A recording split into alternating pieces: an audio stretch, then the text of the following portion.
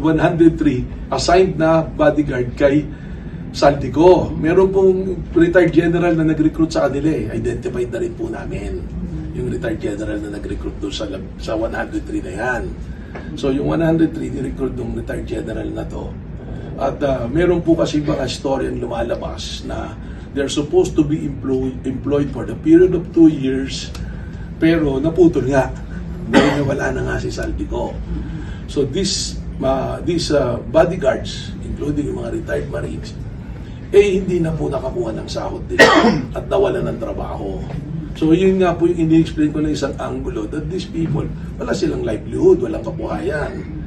So parang baka mamaya vitiated yung concept nila sa paggawa ng mga salaysay dahil kailangan nila ng kabayaran, or baka mamaya meron din siguro, sinisiguraduhin natin na walang panunuhol, walang pananakot doon sa pagbibigay nila ng kanilang testimonya, ng kanilang affidavit.